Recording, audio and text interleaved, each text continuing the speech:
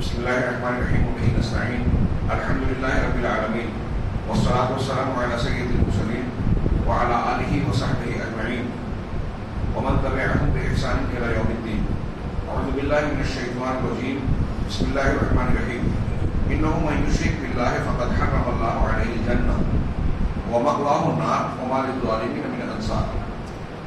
محترم حاضرین، ہمارے درس میں آگے عبارت ہے مصنف یعنی شیخ محمد بن عبدالوہاب رحمہ اللہ کہتے ہیں کہ دوسرا مسئلہ، دوسرے نمبر پر جن تین مسائل کو جاننا ضروری تھا اس میں دوسرا مسئلہ ہے کہ ان اللہ لا یرضی ان یشرک معہ احد فی عبادتہ.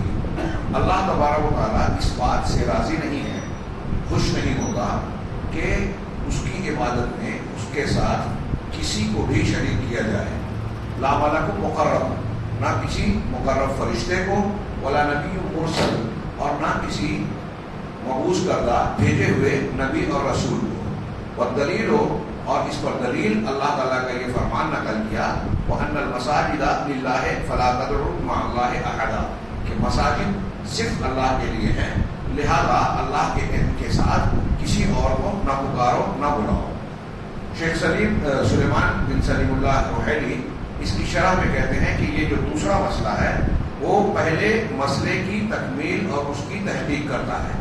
یعنی پہلے مسئلے میں جو ہم نے پڑھا کہ اللہ تبارک و تعالیٰ نے ہمیں پیدا کیا، عدم سے وجود بخشا، ہم نہیں تھے، پیدا کیا، اور پھر اپنی نعمتوں سے نوازا، ہر قسم کی روزی اور ضروریات کا انتظام فرمایا، اور ہمیں جو ہے بیکار نہیں چھوڑا، بلکہ محمد رسول اللہ صلی اللہ علیہ وسلم کو ہماری طرف بھیجا جنہوں نے آپ کی عبادت کا حکم دیا اور آپ کی عبادت کا سلیقہ اور طریقہ پوری زندگی میں گھیرنے والی بات کو کے طور پر بیان کیا. چنانچہ عبادت اللہ اکیلے کا حق ہے. چنانچہ جس طرح اللہ تبارک و تعالیٰ پیدا کرنے میں اکیلا ہے، کسی اور نے پیدا نہیں کیا، اسی طرح اور جس طرح اس نے روزی اکیلے تنہا دی ہے، اسی طریقے سے وہ عبادت میں بھی اکیلا ہے. اسی نے محمد صلی اللہ علیہ وسلم کو بھیج کر یہ تعلیم دی کہ اللہ تبارک و تعالیٰ اس بات کو قبول نہیں کر سکتا کہ اس کے ساتھ کوئی کسی اور کو شریک کرے. چنانچہ اللہ تبارک و تعالیٰ اس بات سے راضی نہیں ہے کہ اس کے علاوہ کسی کو بھی اس کے حق میں ادنا سا بھی شریک کیا جائے، حصے دار بنایا جائے. شیخ نے کہا نہ مقرب فرشتے کو اور نہ ہی کسی نبی مرسل کو. اب جب فرشتے اور نبی کی شرکت اللہ کو قبول نہیں ہے، راضی نہیں ہے، تو باقی جتنی بھی مخلوقات ہیں وہ مقرب فرشتوں اور بھیجے گئے رسولوں سے کم درجے کی، ان کا مقام رسول سے نیچے ہے، فرشتوں سے کم تر ہے. لہذا جب ان سے اللہ راضی نہیں ہے تو کسی اور کو اللہ کا شریک بنانے کا جواز کہاں سے پیدا ہو سکتا ہے. جو شیخ کہتے ہیں سب سے اعلیٰ مخلوقات مقرب فرشتے ہیں. ہمارے یہاں ایک بحث لوگ کرتے ہیں کہ انسان اشرف المخلوقات ہے، تو عموماً آپ عمومی طور پہ کہہ دیتے ہیں کہ فرشتوں سے بھی افضل ہے. یہ بات عمومی طور پر ٹھیک نہیں ہے. بعض علماء نے اس پر بڑی لمبی چوڑی گفتگو کی، لیکن اہل علم کہتے ہیں کہ اس مسئلے میں زیادہ گہرائی میں پڑھنے کی اس لیے ضرورت نہیں ہے کہ قرآن و حدیث نے اسے ملحوظ کر کے ہمیں بیان نہیں کیا. لیکن یہ بات تو طے ہے کہ نبی کریم صلی اللہ علیہ وسلم اور پھر انبیاء کرام کا درجہ سارے انسانوں میں اور فرشتوں سے بہتر ہے. اور علامہ ابن تیمیہ رحمہ اللہ کہتے ہیں کہ عام حالات میں جو برے انسان ہیں یعنی اللہ کے نافرمان ہیں، ان کے بارے میں تو قرآن نے یہاں تک کہا کہ اولئک کالانعام بل ھم اضل، کہ یہ چوپایوں کی طرح ہے، بلکہ ان سے بھی زیادہ گمراہ، ان سے بھی گئے گزرے ہیں. جن کو چوپایوں اور جانوروں سے بھی کمتر کہا گیا ہے وہ فرشتوں سے افضل تھوڑی ہو سکتے ہیں. اہل ایمان کا معاملہ زیر بحث ہو سکتا ہے. علامہ ابن تیمیہ کہتے ہیں کہ دنیا میں انسان غفلت میں بھی مبتلا ہوتا ہے، گناہ بھی کرتا ہے، اللہ کی نافرمانی کرتا ہے، اور فرشتے کبھی اللہ کی نافرمانی نہیں کرتے. اور جیسے ہم سانس لیتے ہیں بغیر ارادے کے، ویسے فرشتے سبحان اللہ و بحمدہ اور اللہ کا ذکر کرتے رہتے ہیں. لہذا ان حالات میں فرشتے عام انسانوں سے بہتر ہیں. اور جب جنتی جنت میں چلے جائیں گے تو ان کے بارے میں اللہ تبارک و تعالیٰ اللہ کے رسول نے فرمایا کہ جس طرح دنیا میں ہم سانس ہر وقت لیتے رہتے ہیں، سونے کی حالت میں بھی بغیر ارادے کے ہمارے عمل تنفس کا سلسلہ جاری رہتا ہے، ایسے ہی جنتی جنت میں سانس کی طرح سبحان اللہ و بحمدہ اللہ کی تسبیح اور حمد بیان کرتے رہیں گے. لہذا اہل جنت کی یہ جو کیفیت ہوگی پھر وہ فرشتوں سے زیادہ افضل ہونے کی ہوگی. تو بہرحال یہ عمومی طور پہ جملہ جو ہمارے یہاں کچھ لوگ عام لوگ کہتے ہیں کہ عام حالات میں بھی سارے انسان ساری مخلوق سے فرشتوں سے بھی افضل ہیں، اشرف ہیں، یہ عمومی طور سے صحیح نہیں ہے. انبیاء کرام کا درجہ اونچا ہے، اس میں کوئی شک نہیں. تو کہا کہ اللہ کے جو مقرب فرشتے ہیں اور بھیجے گئے جو انبیاء اور رسول ہیں یہ مخلوقات میں سب سے اعلیٰ ہیں. جب اللہ تبارک و تعالیٰ ان اعلیٰ ترین فرشتوں اور انبیاء اور رسولوں کی مشارکت کو اپنے لیے گوارا نہیں کرتا، اجازت نہیں دیتا، قبول نہیں کرتا، تو پھر بدرجہ اولا یہ بات ہے کہ ان سے کم درجے کے جو دوسرے لوگ ہیں، دوسری مخلوقات ہیں، اولیاء، صالحین اور جن اور دوسرے جتنے بھی ہیں، ان کو اللہ تبارک و تعالیٰ اپنا شریک ٹھہرانا قبول نہیں کرے گا. اس کی دلیل یہ ہے کہ اللہ تبارک و تعالیٰ نے شرک سے بہت سختی سے منع کیا ہے، اور جس چیز سے منع کیا کہ یہ مت کرو، اس کا مطلب اللہ اس سے راضی نہیں ہے. اور جن چیزوں سے منع کیا ان میں سب سے زیادہ شدت سے اللہ نے شرک سے ممانعت فرمائی. انہی میں سے اللہ کا یہ ارشاد ہے جو شیخ محمد بن عبد الوہاب نے اپنی بات کی دلیل کے طور پر ذکر کیا، وَأَنَّ الْمَسَاجِدَ لِلَّهِ فَلَا تَدْعُوا مَعَ اللَّهِ أَحَدًا. مساجد صرف اللہ کے لیے ہیں، لہذا اللہ کے سوا کسی کو نہ پکارو. مساجد سے مراد ایک تو یہ ہے جیسا کہ اس سے پہلے میں بیان کر چکا ہوں کہ جو عمارتیں ہم اللہ کی عبادت کے لیے تیار کرتے ہیں، جس میں ابھی ہم بیٹھے ہیں، یہ عمارت ہے. ایک دوسرا آگے بڑھا ہوا فلا تدعوا مع اللہ، تو اللہ کے سوا کسی کو نہ پکارو، یہ ممانعت ہے. اب احدن عربی قاعدے سے نکرہ ہے، اس میں عام اور پھر نہی بھی ممانعت کے سیاق میں ہے. عربی قاعدے کے اعتبار سے اس کا معنی عمومی ہے، کسی کو بھی، کوئی بھی ہو، فرشتہ ہو، نبی ہو، ولی ہو، جن ہو، دیوی دیوتا ہو، کسی بھی مخلوق کو مان لیا جائے، سب اس میں آ گئے. کسی کو اللہ تبارک و تعالیٰ کہہ رہے ہیں کہ تم اللہ کے ساتھ نہ پکارو. اور بعض اہل علم کہتے ہیں کہ یہاں مساجد کا مطلب ہے زمین، وَأَنَّ الْمَسَاجِدَ لِلَّهِ، کیونکہ پوری زمین پر نماز پڑھی جا سکتی ہے. اب یہ عمارت ہے، ہم یہاں مخصوص عبادتیں کرتے ہیں تو یہ مسجد متعین ہو گئی. کسی دوسری جگہ پر اگر ہم نماز پڑھ رہے ہیں، اللہ کی عبادت کر رہے ہیں، یہاں تک کہ اپنے گھر میں کسی مقام کو ہم نے خاص کر لیا کہ یہی نماز پڑھیں گے، نوافل وغیرہ، تو وہ ہمارے گھر کی مسجد ہوگی. تو زمین میں جہاں بھی عبادت کی جاتی ہے وہ اللہ کی مسجد ہے. اسی طرح سے ایک مطلب ہے کہ مساجد سے مراد وہ اعضاء ہمارے جسم کے، وہ پارٹس اور اعضاء جو سجدے میں زمین پر لگے رہتے ہیں، ٹکے ہیں. یہ 7 ہڈیاں ہیں، ایک پیشانی سے ناک تک، 2 ہتھیلیوں والا حصہ اور 2 جو ہے گھٹنے کا اور 2 پیروں کا معاملہ. یہ 7 ہڈیاں ہیں. اللہ کے رسول صلی اللہ علیہ وسلم نے فرمایا کہ یہ اعضائے وضو، اعضائے سجدہ جو سجدے میں ٹکے ہوتے ہیں، اگر کوئی مسلمان بندہ جہنم میں گیا بھی اللہ میں بچائے تو جہنم کی آگ کو اللہ تعالیٰ حکم دے گا کہ اعضائے سجدہ کو نہ جلائے. مطلب نمازی لوگ بھی جہنم میں جائیں گے، اللہ محفوظ رکھے. تو یہ اور یہ جو سجدے کی 7 ہڈیاں ٹکنے والی ہیں، یہ مردوں کے لیے بھی ہے، عورتوں کے لیے بھی.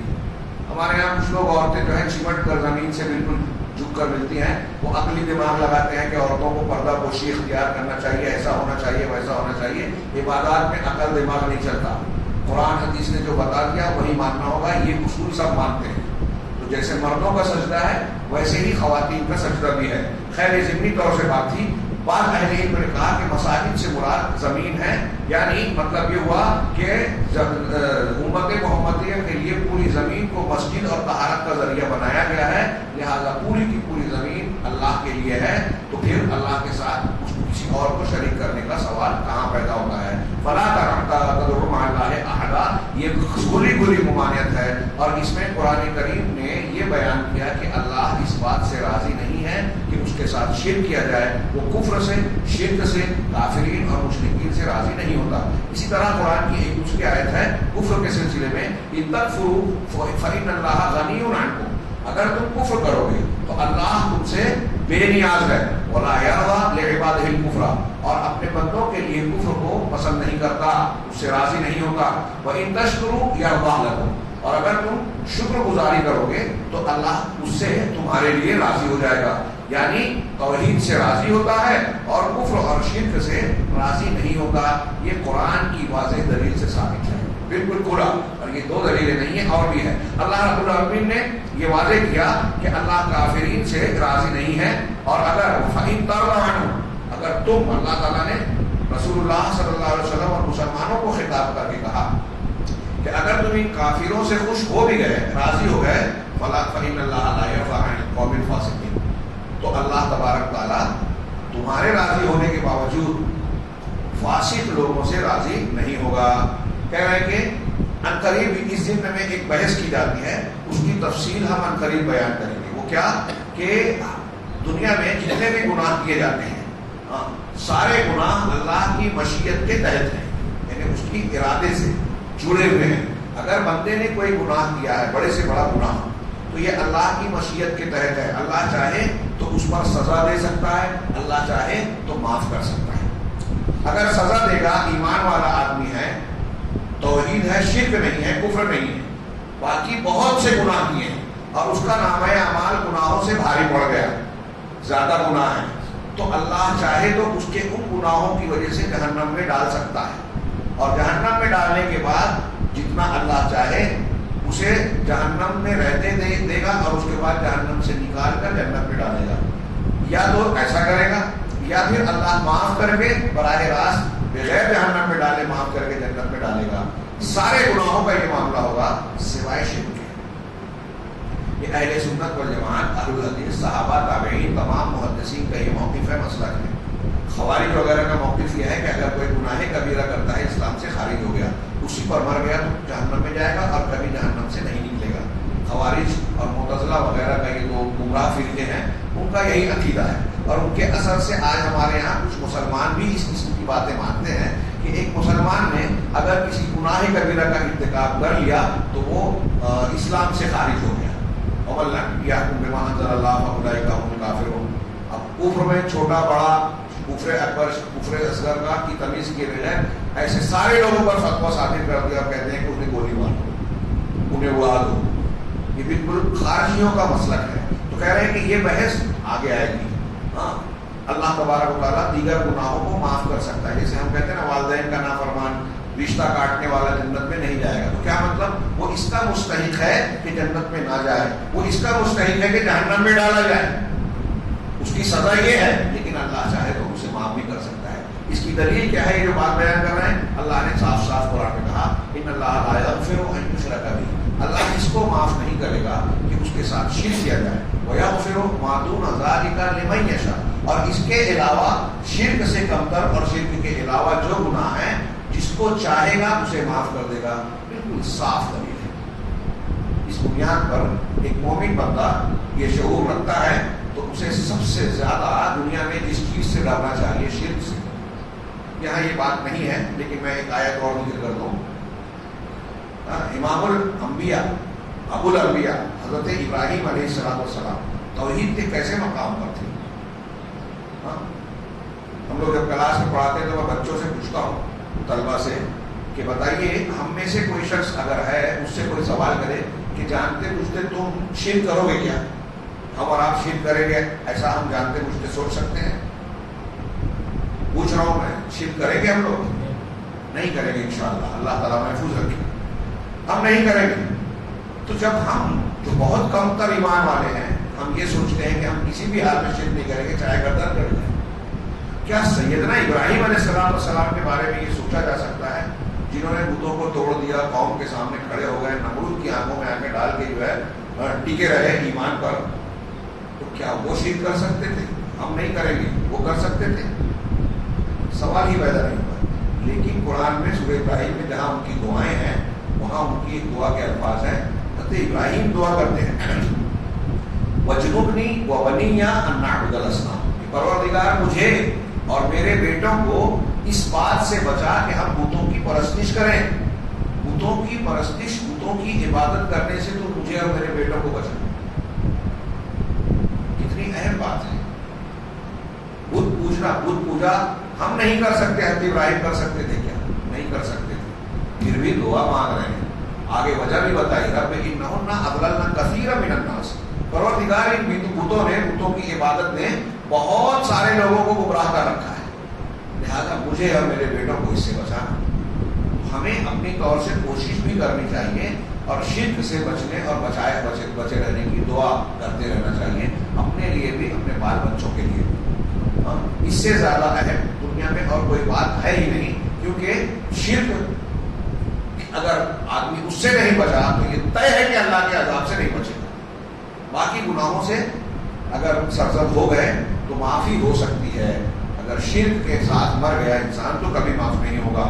اور وما دام ان اللہ لا یرضی بالشرک فانہ لا ینعم صاحبہ، اور جب اللہ شرک سے راضی نہیں ہے تو شرک کرنے والے کو کبھی نعمت نہیں دے گا، آرام نہیں دے گا۔ چنانچہ اللہ عز و جل کی ایک دوسری کا فرمان ہے انہ من یشرک باللہ، یقیناً جو اللہ کے ساتھ شرک کرتا ہے، جس نے اللہ کے ساتھ شرک کیا، فقد حرم اللہ علیہ الجنہ، تو اللہ نے اس پر جنت کو حرام قرار دے دیا۔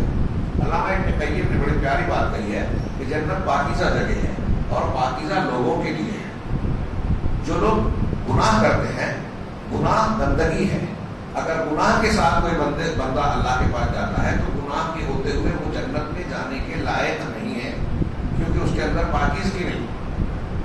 باقی جتنے گناہ ہیں ان کی صفائی ہو سکتی ہے، لیکن شرک ایسا گناہ ہے کہ اللہ معاف نہیں کرے گا، اور جہنم میں جلتے جلتے بھی یہ برائی، یہ گندگی صاف نہیں ہوگی۔ اس لیے مشرک اور کافر جو شرک اور کفر پر مر جائے گا وہ کبھی اس لائق ہوگا ہی نہیں کہ جنت میں جائے۔ اس آیت کی تشریح میں وہ کہتے ہیں اللہ نے مشرک جو شرک کیا، شرک کرتا ہے، اللہ نے اس پر جنت کو حرام کیا۔ ومأواہ النار، اور جہنم اس کا ٹھکانہ ہے۔ وما للظالمین من انصار، اور ظالمین کا کوئی مددگار نہیں ہے، یعنی ایسا ظلم کرنے والوں کی کوئی مدد نہیں کرے گا۔ جب ایسا کرنے والوں کی کوئی مدد نہیں کرے گا، اس کا مطلب یہ کہ سارا اختیار اللہ کے ہاتھ میں ہے، اور اللہ رب العالمین تو اس شرک سے راضی نہیں ہے، بلکہ اللہ توحید پر راضی ہوتا ہے۔ کہہ رہے ہیں کہ انشاءاللہ توحید کی صورتوں اور شرک کی مختلف صورتوں کا بیان آگے کے درس میں آئے گا۔ یہاں انہوں نے یہ گفتگو ختم کی، پھر مصنف کا تیسرا قول نقل کیا کہ تیسرا مسئلہ جو جاننا ضروری ہے کہ جو شخص رسول کی اطاعت کرتا ہے اور اللہ کو ایک اور اکیلا مانتا ہے، اس کے لیے جائز نہیں ہے کہ ان لوگوں سے دوستی کرے جو اللہ اور اس کے رسول سے دشمنی یا مخالفت کرتے ہیں، چاہے وہ انتہائی قریبی رشتہ دار ہی کیوں نہ ہو۔ اور پھر اس کی دلیل دی ہے، اور اس پر شیخ سلیمان نے بڑی لمبی بحث کی ہے۔ میں حاضرین سے گزارش کروں گا کہ کل اور ہو سکتا ہے آگے 2-3 دنوں تک یہ بحث چلے گی۔ آج کے ماحول میں عالم اسلام میں مسلمانوں میں جو مختلف افکار اس تعلق سے پائے جاتے ہیں، کس سے دوستی کی جائے، کس سے دشمنی، یا اس مسئلے کو بہت سے لوگ غیر اہم سمجھتے ہیں، یہ انتہائی اہم مسئلہ ہے، اور روزانہ ہمارے لیے اس کے تقاضے درپیش ہوتے ہیں، اور کئی گروہ آج دنیا میں ایسے ہیں جو اس مسئلے کو نہ سمجھ کر جو ہے بے اعتدالی کا شکار ہوتے ہیں، عقیدے کے تقاضے کے خلاف جاتے ہیں۔ لہذا ہم آئندہ 3-4 دروس میں اس مسئلے کی تفصیل کو جانیں گے، اور یہ جیسا کہ میں نے عرض کیا بہت اہم مسئلہ ہے۔ پیچھے کے جو مباحث ہم نے پڑھے یہ یقیناً بہت اہم ہے اور رہیں گے، ان سے زیادہ اہم مسئلہ نہیں ہے، اور یہ اللہ اس سے جڑا ہوا ہے۔ وہ باتیں عام طور سے لوگ سمجھ لیتے ہیں بہت سارے، لیکن جو اگلا مسئلہ ہم پڑھیں گے اس میں بہت سارے لوگ جو ہے اس سے واقف نہیں ہوتے، یا آدھی ادھوری معلومات کی بنیاد پر فتوے صادر کرتے ہیں۔ انشاءاللہ آئندہ دروس میں ہم سے جانیں گے، اللہ ہمیں صحیح بات کو جاننے اور اس کے مطابق عمل کرنے